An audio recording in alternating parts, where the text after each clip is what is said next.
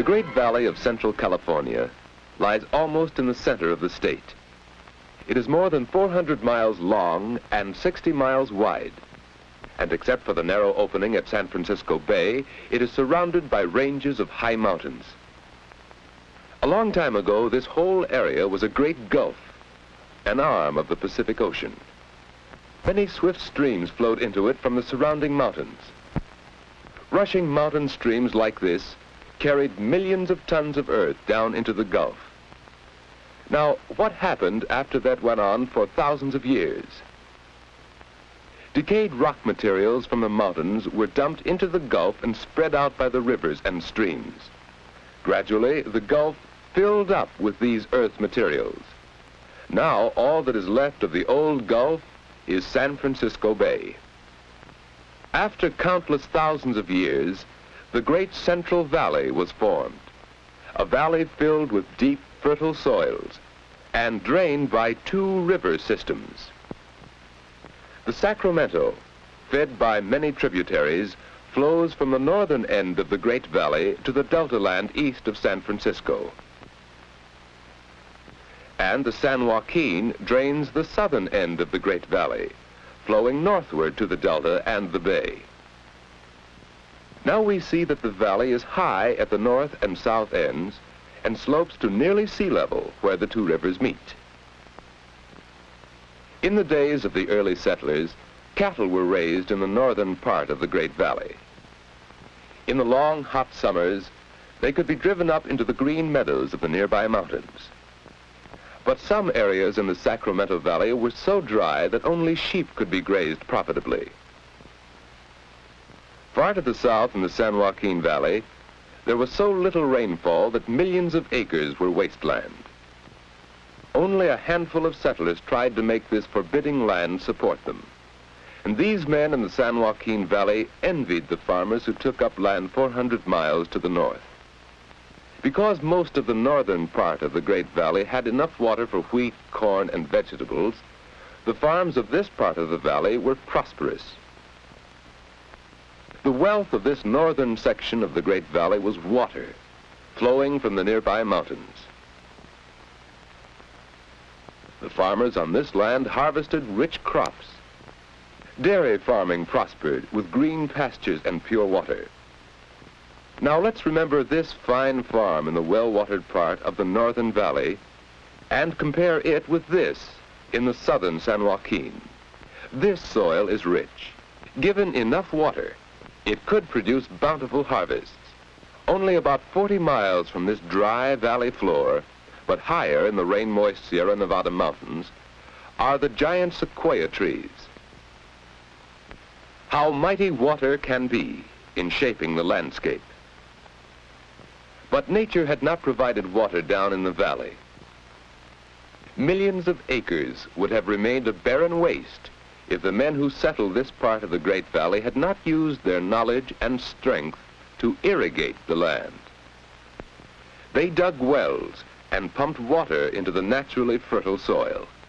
As more and more water was needed, they built reservoirs to hold the excess water of the winter rains.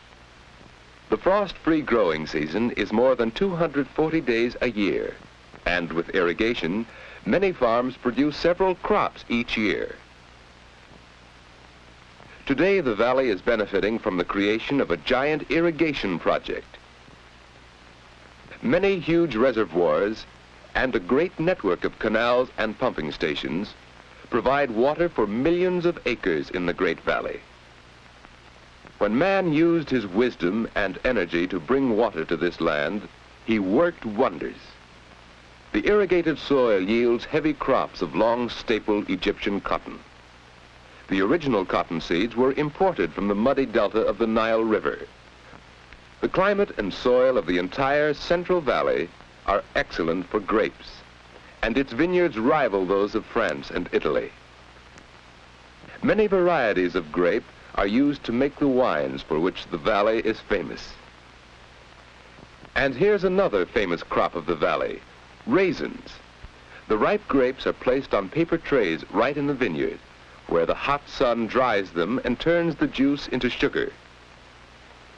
When they are dry on top, they are turned to dry the grapes evenly and prevent mildew. The city of Fresno is known as the raisin center of the world. Men use the hot sun of the long, rainless summer to dry grapes into raisins, plums into prunes, as well as figs, pears, and apricots. Dried fruit is a major product of the Great Valley, and conditions for drying it are at their best near Fresno. Finally, the trays of nearly dried fruit are stacked so that nature will finish the process slowly in the shade. Some ranchers operate their own roadside stands, selling produce to customers who come along the highways. But most of the crops go to nearby Fresno, where they are prepared for market. That's a load of fresh-picked grapes, bound for market.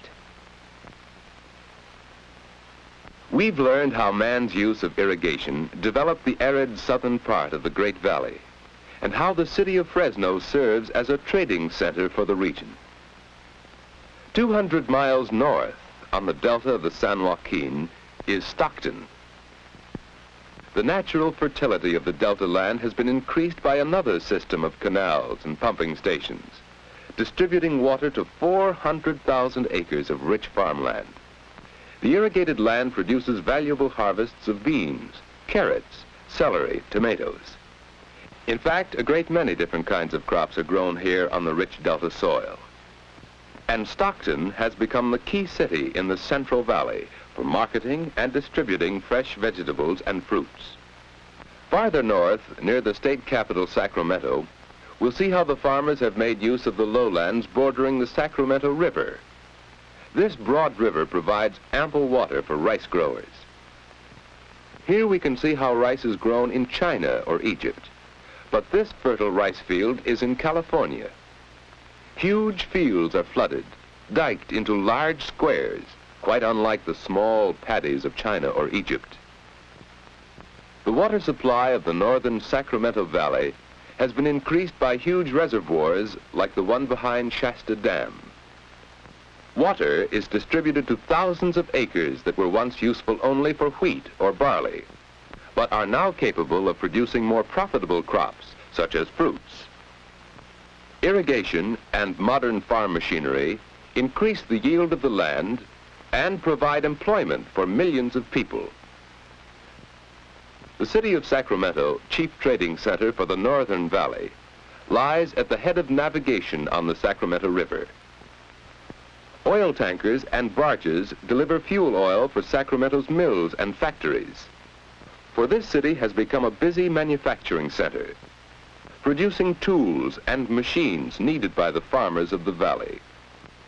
To ship these products and to bring in raw materials, Sacramento is served by one of the largest railroad yards in the nation at Roseville nearby. Stockton, serving the rich delta land farther south, markets and ships vast quantities of valley produce. But by far the greater tonnage of vegetables and fruits goes to the canneries, where it is processed and packed for safe delivery to all parts of the world.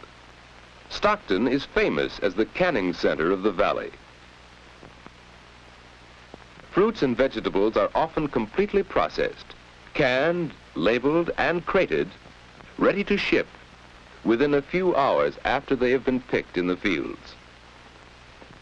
Stockton, like Sacramento, is located on a navigable river. Here on the San Joaquin, the farmers' and packers' goods may be loaded into ships for Asia or Australia, or into trucks or freight cars which distribute the harvest of the Central Valley to every state in the Union.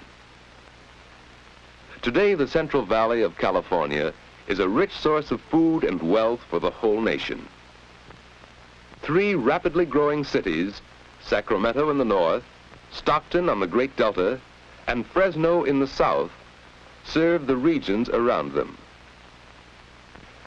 We have seen how the farmers have used irrigation to turn useless land into rich farms, and we have seen how the land and the climate help to shape the lives and occupations of the people who live in this Central Valley.